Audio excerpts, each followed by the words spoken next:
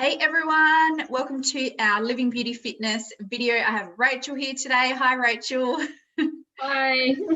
I'm so excited to introduce Rachel to you. A lot of you may know her from within the group. So Rachel has been a member of Living Beauty for some time now, and she's achieved incredible results, not only with my nutrition plan and coaching, but also with one of our other members, Lisa, who's a personal trainer, who actually introduced Rachel to Living Beauty because Rachel trains with Lisa as well for her personal training. And I think combined, with the nutrition and the training, you've achieved amazing things. So tell us a little bit about yourself and your fitness journey, Rachel. So I started the macro challenge in September, and before then I was really struggling with my eating, and Lisa could see that. And I've tried so many times to just eat properly. And my theory of eating properly was not correct at all. So Lisa suggested, I know a lady that does this challenge and I think it'll benefit you. So it started off with that. And ever since then, I just feel like I've learned so much, and it's just helped me just know a lot more about macros and calories. And, since then, the weight's just fallen off. That's so good. And I've heard you say before that you think you were having too many carbohydrates before and maybe too many processed foods. Could you see that when you started to count your macros, and how did the app sort of help you see what you were consuming? Yes, I definitely was. I was having white bread, cans of spaghetti and baked beans. And I was thinking to myself, I'll have one can of spaghetti on toast and I won't really eat anything later on. But I didn't realize how much calories are in just one can of spaghetti. So just that kind of stuff. I did eat a lot of potatoes. I don't eat really potatoes at all anymore. I just ate a lot of carbs. And do you think as well it was something that sort of the more that you got down on yourself, the more that you just thought, what's the point of, putting the effort in? And now that you've got that momentum, I love the photos of your fridge, just full of all these colorful foods. So what would you typically buy in a weekly grocery shop now? Obviously not everything, but what's your main staples? My main is chicken. So I'll get at least 4 kgs of chicken for myself and for my partner. So he's also now started eating what I eat. At first he was a bit negative about everything, and now since he's seen that I've progressed, he's like, I really want to do that too. So I'll buy my chicken, I'll buy a bit of beef as well. I'll mainly make sure that I have all my protein, and then I'll go to my veggies. And usually I'll get I'll do my shopping twice a week, and I'll get half of my veggies then and half of my veggies a bit later, because I like to keep it fresh. And then I'll also I'll buy all my fruit usually as well. So I'll get about 5 different fruits for the week. So I'll get my raspberries, mangoes, grapes. There was another fruit. So yummy. I just get anything. I look at it, I'm like, that looks good. And as long as I'm getting my 2 serves a day, I'm happy. Just stick to the 3. What I've noticed is you set up your fridge so that at eye level, when you open up your fridge, it's so colourful and beautiful. And I'll put a photo as well in the group and on the email when I send out about this interview. Is that what you're doing is you're creating something that looks visually appealing as well. So you've got that stuff convenient to you, I guess is what I'm saying. So you're making that new habit easy for yourself. So rather than, I know some people, maybe their partner eats junk food or maybe their kids eat junk food. So whenever they open up the pantry or the fridge, there's, maybe ice cream and all these other things. And then they open up the pantry, there's biscuits, there's chocolate. So instead of having that front of where you see everything, you've got your fruit, your vegetables, and all your yummy things like, your yogurts, your pre-prep meat and all that. So do you think that makes a difference having it there and ready to go? It definitely does. It makes a massive difference. To me, I feel like not having any of the, chippies and all that kind of stuff there, it also stops me from feeling bad, like I'm restricting myself. you shouldn't feel like you're restricted, but it's nicer to be able to look in the fridge and think, oh, well, if I have that fruit, the only thing it's going to do is benefit me. So exactly.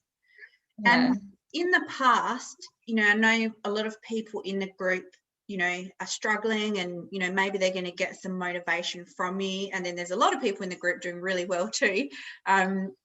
If you know, we might just have the off day, like what sort of excuses have you used in the past, like not to meal prep, and how did you overcome that? I used a lot of excuses. I used to just use the excuse of, if we went out and we had a pasta, I'd be like, oh, you know what, that's all right. I won't eat anything later on, and, you know, I'll just eat healthier. And then there'll be another pasta that will come along, and it, you know, completely puts me off. Another excuse. Oh my gosh, hold up. I'm just thinking for a second. I used to, when you go to someone's house, here's another big one actually. And I've always grown up that whatever's put in front of us, we have to eat it, sort of thing. Like mum always was focused on that. So I always grew up where if I went to someone's house and they offered me something, the polite thing was to accept it.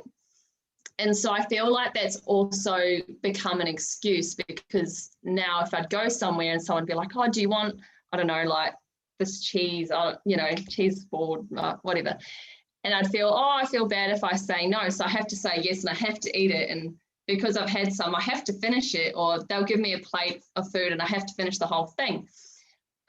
Whereas I've learned now that it's okay to say no when I get offered some food. Like, and I know at the start, a lot of people, when I started saying no and realizing that it was okay, because, you know, otherwise it puts me out, puts my goals out if I say yes. And I started to say no, and a lot of people kind of looked at me like, oh, you know, you're being kind of picky, you should eat it, you know. And I'm like, well, no, because I've worked this hard, I shouldn't have to eat it. You know?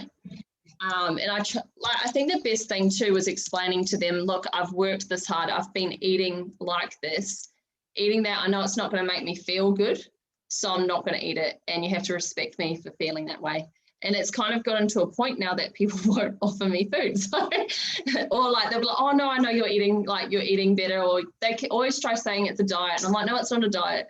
It's just eating healthy. Yeah. And I think that's the thing is, you know, the longer that you do it, people get to know you. And I get that with my family as well. We know you're not going to eat this, so what will you eat, or whatever. And I think Lisa and I often say together, oh, they'll get over it when we're talking about annoying people around us. Like they might just say a comment, or they might give you a look, but they'll get over it. And at the end of the day, you know how much you've eaten prior to that. You know what you're going to eat for the rest of the day, and you know what your calories and macros are to feel good. And like you say, it's not so much about the food, it's about how you feel. And if it's not going to bring you energy, and it's not going to help you just have good digestion and actually feel healthy, then you shouldn't be forced, you know, into doing anything really.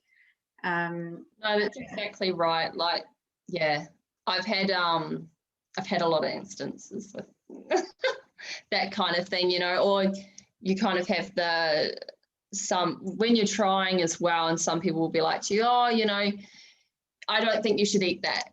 And then you're like, oh, well, now it makes me want to eat it. Yeah. And they do the whole, you know, offering you this food, knowing that they've just said this to you, and then they're offering you the food and treating you like you're bad for saying no to it then. Yeah. Does that make sense? So yeah. Kind of like they're being a bit like passive aggressive as well. So it's not really helpful. But just as an indication for everyone, how much weight did you lose? You look incredible, by the way.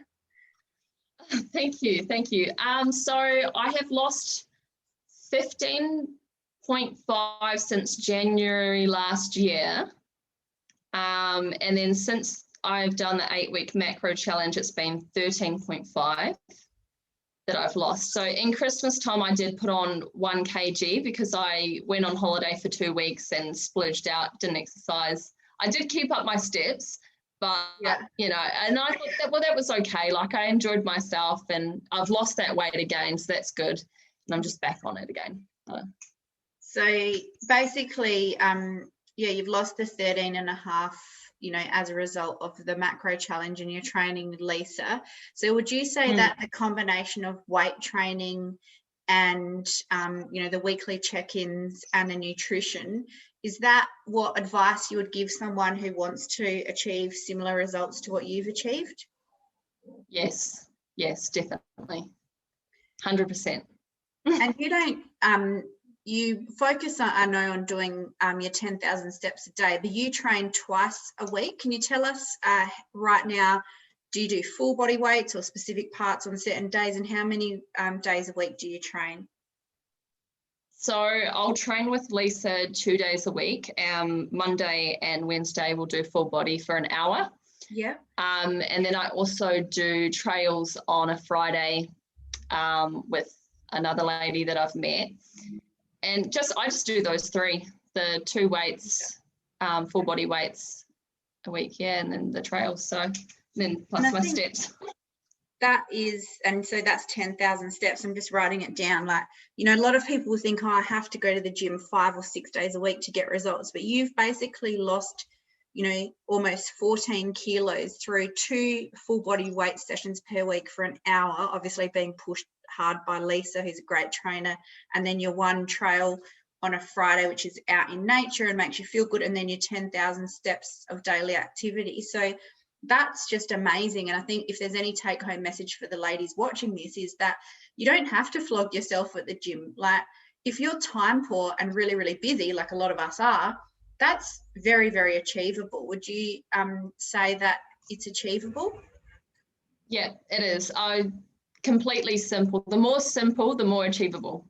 Yeah, definitely. And can you give some tips on any sort of meal prep days, or what you do to like make your cooking a bit more enjoyable? Because I know there's a bit of prep time involved in eating healthier, but then the payoff for me is, why would I order takeaway food that's going to cost me, what, like we were saying, Uber Eats, like $40 or $60 or $80 for a meal, and then it doesn't even taste good. So everything that we do has a cost. Yeah, so meal prep has a cost in our time.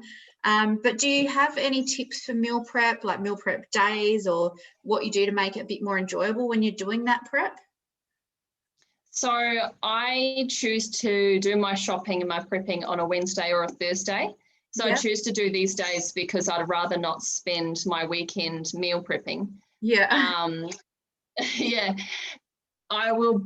So pretty much what I'll do is I'll bulk steam my vegetables. I'll bulk fry my chicken or my fish, whichever one I decide. Fish is a bit easier to cook on the day anyway. And then I'll buy the pre-cooked rice packs. So I eat, 100 grams of rice for a meal. And in one of those just one rice pack is, they say 2 servings, but 2 servings is about 150 grams. Yeah. Whereas I eat 100. So there's at least 3 servings for me in one packet of those. And I think a packet's around $1, somewhere around there. It's not too expensive for a packet that's already, you just chuck it in the microwave and it's ready in 2 minutes. Yeah, I use those as well. They're fantastic. Yeah, and I just changed my flavoring up. So it's actually quite fast. Like, I just keep it simple. Just as simple as I can keep it. I've got my fruit already in the fridge. If you need that bit of chocolate buzz, you buy the sugar-free chocolate, dark chocolate, and have it in the fridge as well if you really need to get. I think it's actually okay to eat that. Talking about the cocoa in it, I think. Or I'm just talking. I'm making excuses. No, it's very simple, and I just do that the Wednesday or the Thursday. So then I've got my weekend or my food. It's already made. I won't end up going out on the weekend to eat food. Whereas if I did it on a Sunday, I find that I'll end up buying food. That's not good on a Sunday. So by doing your meal prep, you've got the food ready to go. And if you feel hungry or have cravings, generally eating the food that you've already prepared is just getting over those cravings. Because what I say to clients is that, like, your body giving you cravings is just like, I need nutrients. It's actually not saying I want chocolate, chips, lollies, cake, blah, blah, blah. So once you eat a satisfying meal, often you fulfilled those vitamin mineral requirements and your body's like, oh, good. So like you say, if you want to have a couple of squares of dark chocolate, like the sugar-free one that you buy or whatever, then that's the end of the meal. And then you're already satisfied, so you're not overeating it. So yeah, I love that approach. Thanks for sharing that. That is awesome. And then any parting advice for the ladies in the group who's going, oh goodness, I wish that I was where she was, you know, having lost 14 kilos. If they're scared of their goal being too big, what would you say to them? I would say just cut it and make it realistic. So make short goals, I mean, you'll have your long-term goal. My long-term goal is to get to 65, and then from then I'll decide what I want to do. But starting off, I knew that I couldn't just lose it all. It's impossible. Very unhealthy. So just keeping it short, like trying to aim for the 0.5 if they're trying to lose the weight, 0.5 a week or 0.4. I mean, some weeks I didn't even lose any some weeks, or it might be 0.1 I lost. But it's just keeping it realistic, simple. And I feel like if you just keep it just realistic and simple, it's easy. Yeah, definitely. And that's a really good point that you make. You're not going to lose half a kilo per week in a linear fashion every week. With what we know about fat loss is that the week that you have your period, sometimes you can either stay the same or put on a kilo. Other weeks, like you say, you might lose 0.1 of a kilo or 0.3. The key is just to go, okay, what are the behaviors that I've done this week? I've done my meal prep, I've done my workouts, I've drank my water, I've done everything. And that's what you got to focus on, is the behavior change. You've done that behavior change and you will get the outcome. And that's exactly what you've done. So yeah, I'm just so happy for you to give us some of your time today, Rachel, and share your journey with us, because you know, seeing you flourish and thrive and, you know, just become not only a happier person on the inside, but, you know, look incredible on the outside as well, is the best reward for me as a coach. And yeah, I just wanted to say thanks so much for your time today. Oh no, thank you. Yeah, and from now on, any of the ladies that are watching this, I want you to type in #replay if you've watched it on the replay, and just let us know that you've seen it. If you have any questions for Rachel at all, please type them in the comments below. She's in the group and she'll be really happy to answer any questions. And yeah, for everyone watching this, we want to let you know that it is completely possible to achieve your goals as long as you break it into small milestones. And basically have that realistic and simple approach. So thanks very much for joining us today, Rachel. It's all right. Thank you.